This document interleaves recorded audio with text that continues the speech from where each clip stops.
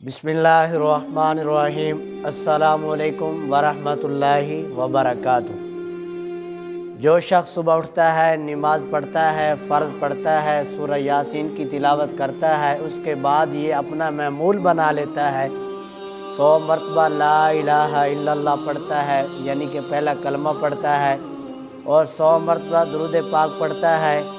कोई भी दुरूद पाक पढ़ ले, अल्लाहुम्मा सल्ली अला मुहम्मदिन नबिय्यिल उम्मी व अला आलिहि व बारिक वसल्लिम तस्लीमा, ये वाला पढ़ ले, या ये पढ़ ले सल्लल्लाहु अलैहि व आलिहि वसल्लम, ये वाला पढ़ ले, या दुरूद इब्राहीम पढ़ ले, जो भी उसको मुनासिब लगे। ज़्यादा बरकत वाला, ज़्यादा सवाब दुरूद इब्राहीम का है। जो शख्स इसको वजीफ़ा बना ले, 100 मरतबा ला इलाहा इल्लल्लाह पढ़े, 100 मरतबा दरूद शरीफ पढ़े, और 100 मरतबा इस्तग़फ़ार करे। जो रोज़ाना 3 तस्बीहें सुबह और 3 तस्बीहें असर के बाद ये पढ़ेगा, और ये इसको वजीफ़ा बना लेगा, इसके ऊपर पूरा अमल करेगा। सुबह को भी एक एक तस्बीह शाम को भी, उस वक्त तक अल्लाह ताला उसको मौत नहीं देते जब तक अल्लाह ताला उसको अपना नेक और वली न बना ले। सुभान अल्लाह, अच्छी बात है ना। आप नमाज पढ़ोगे, दुरूद शरीफ पढ़ोगे, इस्तग़फ़ार करोगे, ला इलाहा इल्लल्लाह पढ़ोगे। हदीस में आता है, जो शख्स ला इलाहा इल्लल्लाह सच्चे दिल के साथ पढ़ता है, ला इलाहा इल्लल्लाह एक ऐसी चीज़ है, ये कलमा ऐसा बरकत वाला है। आदमी ला इलाहा इल्लल्लाह पढ़ता है, उस कलमे की पढ़ने की बरकत से नेकियां लिखी जाती हैं, और उनकी जगह से एक एक गुनाह माफ़ हो जाता है, एक एक ख़ता माफ़ हो जाती है। ला इलाहा इल्लल्लाह पढ़ने की बरकत है। हदीस शरीफ में भी आता है, जो शख्स 100 मरतबा ला इलाहा इल्लल्लाह पढ़े और रोज़ पढ़े, जब उसको मौत आएगी, वो उसका चेहरा ऐसे चमकेगा जैसे 14वीं रात का चाँद होता है। जैसे हम ईद अगर हम ला इलाहा इल्लल्लाह पढ़ेंगे, हदीस में ये भी आया है, जो 100 मरतबा ला इलाहा इल्लल्लाह पढ़ता है, ज़मीन से लेके आसमान तक उसका खला भर दिया जाता है। जो ये वज़ू रहेगा, बावज़ू रहेगा, जब वज़ू उसका टूटेगा जाके वज़ू कर लेगा। अगर वो वाशरूम में जाता है तो फ़ौरन आके फिर वज़ू करके पाक साफ़ रहता है। वो तो ऐसे है जैसे चांदी से सोना हो जाए। वो सोना है, सोना।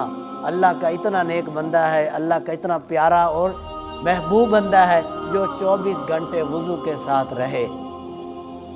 एक और बात, जो कहते हैं हमारे पास जेब में 100 आता है तो चले जाता है, पैसे बहुत कम है, मेरे बच्चे हैं, परेशानी है, हमारी हांडी नहीं पकती, रोटी का मसला होता है, थोड़ी परेशान रहते हैं, वो क्या करे? वो जब भी वज़ू टूटे वज़ू कर ले, जब भी वज़ू टूटे वज़ू कर ले, बावज़ू रहे, अल्लाह ताला इतना उसको रिज़्क़ देगा, वो खुद परेशान रहेगा, रिज़्क़ कहाँ से रहा है। हम उस वक़्त अपने घर में किसी बर्तन को हाथ ना लगाएं, उस वक़्त तक चारपाई पे ना बैठें जब तक हम वज़ू ना कर लें।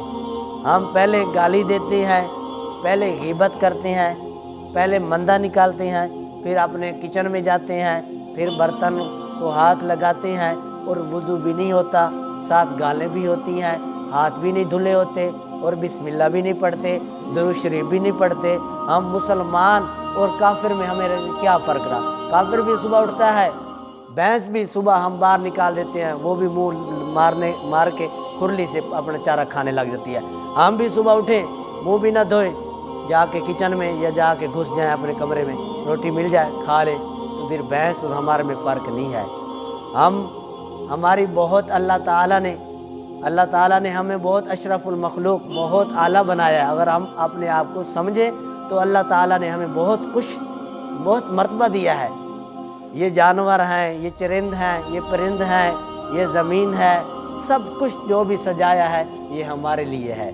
अगर भैंस है, गोबर भी देती है, उसको सुखा के फिर हम आग जलाते हैं।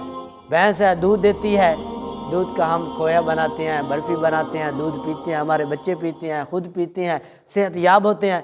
भैंस को क्या मिल रहा है? वो तो हमारी खिदमत करने आई है। एक दिन भैंस दूध ना दे, बच्चे रो रहे होते हैं, घर में अफरा तफरी हो जाती है। ये अल्लाह की यही तो नेमतें हैं। अगर ज़मीन को अल्लाह ताकत दे, ज़मीन को अल्लाह कह दे تو نے کوئی فصل نہیں اگانی. ہم جتنی مرضی ڈی اے پی کھاد ڈالیں، جتنا مرضی گڑ ڈالیں، جتنا مرضی دوڑ لگائیں، زمین میں بیج ڈال کے آ جائیں، زمین کی کیا ہمت ہے وہ اگائے جب تک اللہ کا حکم نہ ہوگا. سب کچھ کون کرتا ہے؟ مانگنا کس سے ہے؟ اللہ تعالیٰ سے. جب ہم اللہ تعالیٰ کو راضی کریں گے، اللہ